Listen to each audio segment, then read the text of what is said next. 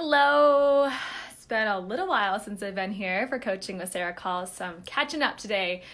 This question comes from Angela, and she says, I have a really hard time with Monday anxiety. First of all, if you also have a hard time with Monday anxiety, let me know in the comments. She says, especially if I've turned off for the weekend because of email and work buildup over the weekend. Not to mention what was already in the books. How do you, 1, get into a clear, calm mindset to start a busy week? And 2, how do you logistically handle task management? Thank you so much for your generosity. Well, you are welcome, first of all, Angela. That's what I'm here for, to support all of you beautiful ladies. So I was just taking a moment to tap into your energy here for a second before I did jump on live. And I'm feeling 2 main things coming up here. First is, it feels like there's maybe even a little guilt around really turning off during the weekend for you. And I want the first point for me to make to you and share with you is that the weekend's meant for you to turn off. Like, there's a reason that we don't work 7 days a week. There's a reason that we get vacations. Hopefully you get a vacation or you set vacation for yourself. So don't feel guilty around turning off for the weekend, or like you aren't allowed to completely shut off sometimes, because we need that. Like, that pause is the part of our creative cycle that is known as the B.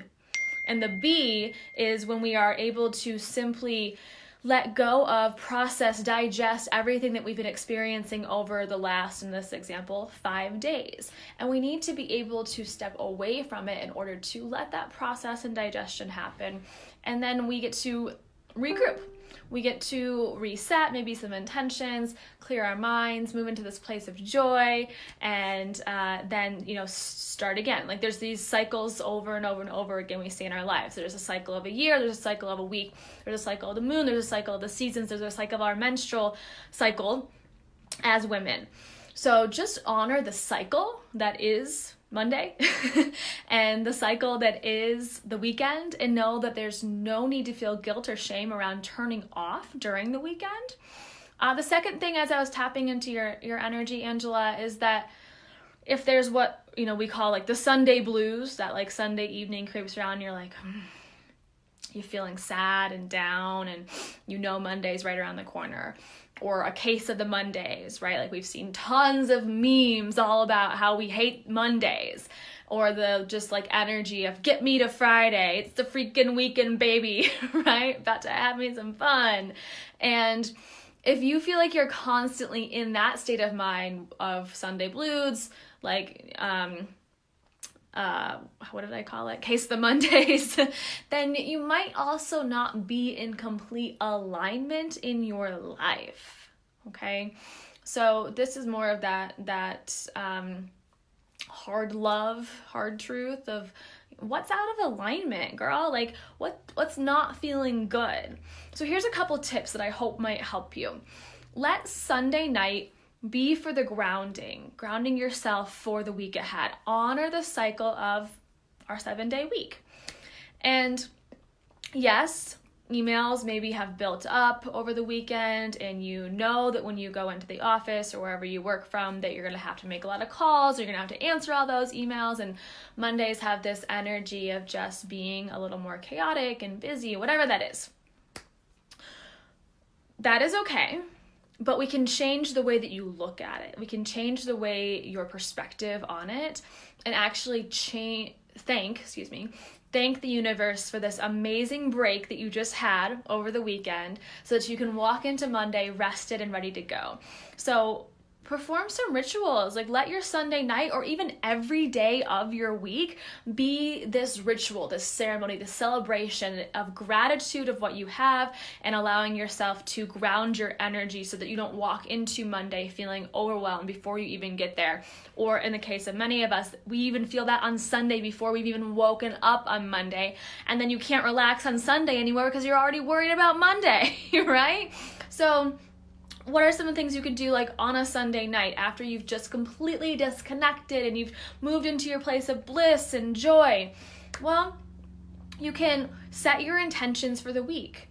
You can do this on a monthly basis, you can do this on a weekly basis, you can do this on a daily basis, where you are setting clearly your intentions. So Sunday night after dinner, You're like, I know, I'm feeling it. I feel Monday energy. It's coming. I feel Monday. Write down some intentions.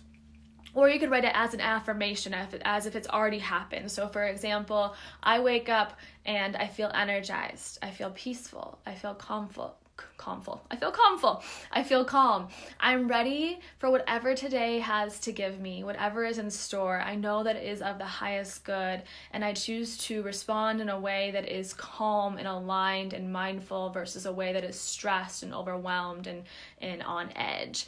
And just allowing yourself to set that intention. You could even add some health-based intentions in there. When I go into work tomorrow morning, I am going to take a 5-minute break every 1 hour, and I'm going to drink 60 ounces of water throughout the day, so that you're just allowing yourself to move into your week with a grounded intention of what you want that to feel like, look like, and how you want it to resonate within you. You can also just sage your body or Palo Santo your body every day, or maybe just before you go into Monday.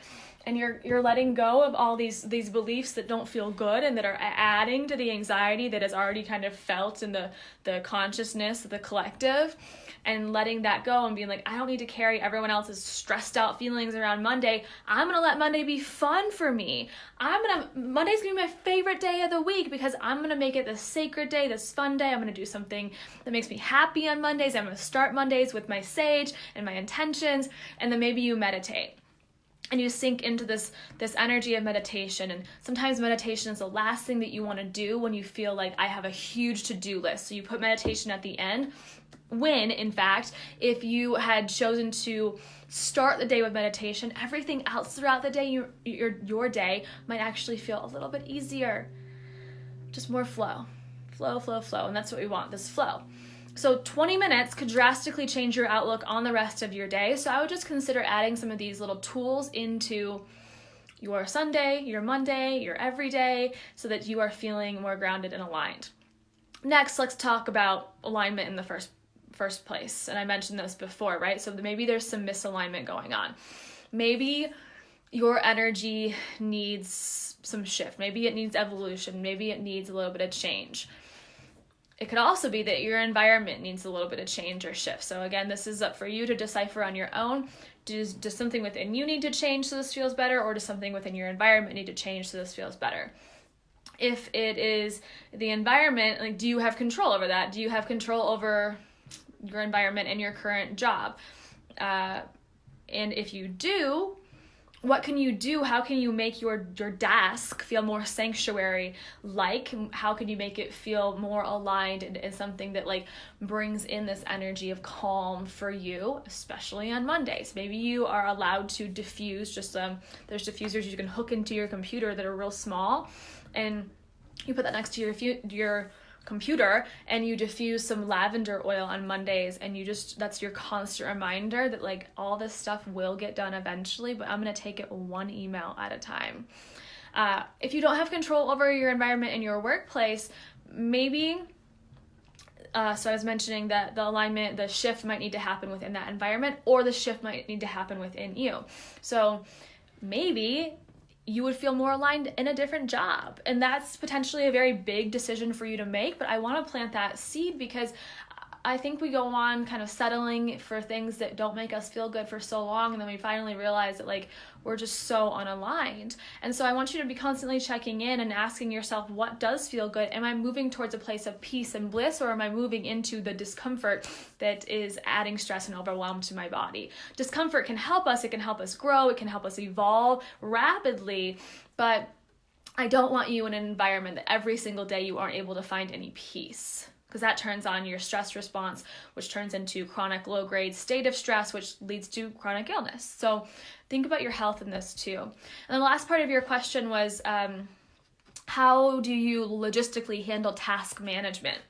So I'm personally, this is I think up for personal preference, but I'm a huge to-do list girl. I like to do this in multiple ways. I use the apps, the Note app on my phone, on my iPhone, and I put in whenever I'm out and about and I'm like, oh, thought of this, need to do this, inspiration here, all this, go buy this from the grocery store, this needs to be bought from Amazon, and I'll put it into a note on my phone as I'm kind of just thinking and going about my day. I also have used in the past an app called Clear. I think it's like a $5 or $6 app that you can create to-do lists, and you can like color code them, and you can check it off the box, and it'll like get dim once you have completed it, so you can still see everything you've completed, but it's really rewarding, right, to be able to like click the thing off your to-do list. And then I also just have my notebooks. I have notebooks for different aspects and areas of my life, and I'm just always writing down my to-do list. Now, that being said, within that to-do list, I always prioritize it. What are the main things that when I complete them are going to make me feel most accomplished that day? The mistake I made for years was always doing the little things, more menial tasks first, and doing 10 menial tasks, not then ending up having time for the 2 big things that I really needed to get done, and then feeling like I didn't do anything that day. When really I did, but I didn't get done the things that I really needed to prioritize. So when you think about that to-do list and you logistically are handling all of the things on there, what are the things that are going to either create the most joy, the sense of achievement, reduce the most amount of stress, and make you feel most accomplished? Do those things first. Then go to order a refill of your face lotion on Amazon, right? You need to do that, but do the thing. For me, it's like record the podcast episode. When I actually record the episode and I get it published, I feel accomplished. I'm like, yes, my content is out in the world. My community has something to listen to. There's value I've created for you guys. This morning I bought a refill of one of those skincare products that I use. Yes, I needed to do that, but that made me feel really accomplished? No, the podcast did. So I did that first, then I purchased the thing on Amazon. So prioritize and think about that in that way so that you can set yourself up for success from the beginning of the week. Be realistic. So sometimes my to-do list is really long, but I don't expect myself to do it all in one day. So instead, I'll circle the things that I'm going to do that day and not hold myself accountable to everything and being Wonder Woman every single day. And then don't be hard on yourself when it doesn't all get done. Because sometimes there's a shit ton of things on our to-do list and it's not realistic.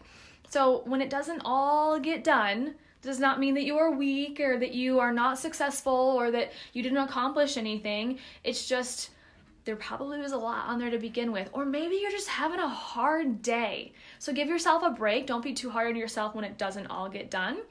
And oftentimes there's a deeper root here, which is tendencies that we might have towards overachieving or perfectionism. So just ask yourself if you have any of those tendencies as well.